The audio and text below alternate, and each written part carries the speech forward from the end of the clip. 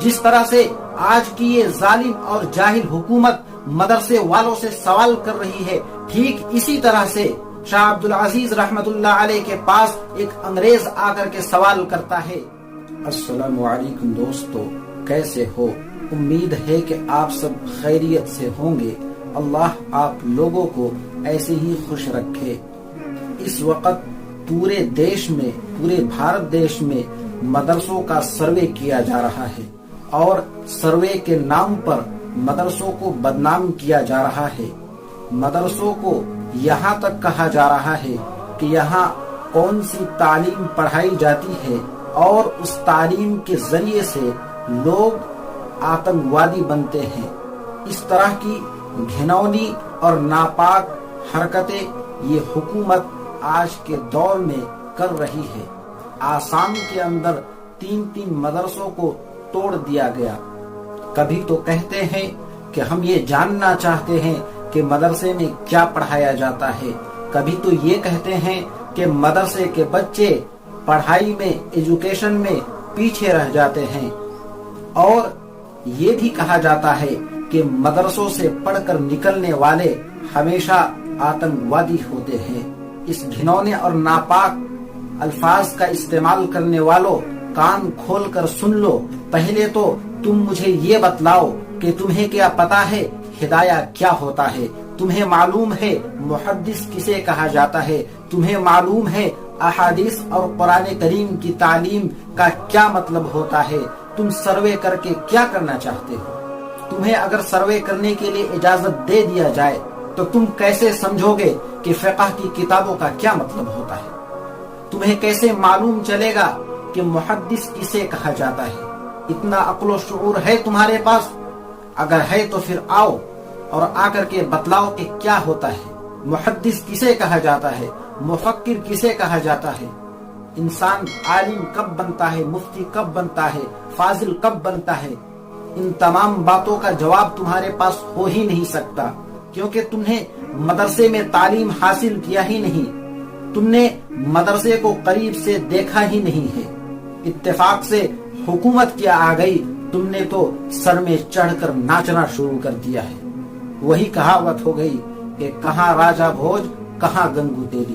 بہرحال میں اس بحث میں نہیں پڑنا چاہتا، میں تو بس آپ کو یہ بتلانا چاہتا ہوں کہ جو لوگ یہ کہتے ہیں کہ مدرسے کے بچے پیچھے رہ جاتے ہیں، مدرسے میں تعلیم حاصل کرنے والے پیچھے رہ جاتے ہیں، جو لوگ یہ کہتے ہیں کہ مدرسے میں تعلیم حاصل کرنے والے ترقی نہیں کر سکتے، میں ان لوگوں سے پوچھنا چاہتا ہوں کہ جنگ آزادی میں شامل ہونے والے مولانا فضل حق خیر آبادی کہاں سے تعلیم حاصل کیے تھے؟ میں ان لوگوں سے پوچھنا چاہتا ہوں کہ جنگ آزادی میں شامل ہونے والے مولانا حسین مدنی کہاں سے پڑھ کر کے آئے تھے؟ ٹیپو سلطان جنہیں شیر ہند کہا جاتا ہے، وہ کہاں سے پڑھ کر کے آئے تھے؟ وہ اسی مدرسے میں پڑھنے والے تھے، اسی مدرسے کی چہار دیواری میں انہوں نے تعلیم حاصل کیا تھا۔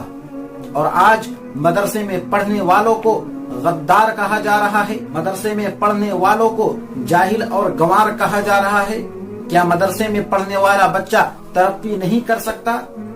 اسی طرح کے کم عقل لوگ پہلے زمانے میں بھی ہوا کرتے تھے، اور اسی طرح کا ایک انگریز شاہ عبد العزیز رحمت اللہ علیہ کے پاس آیا۔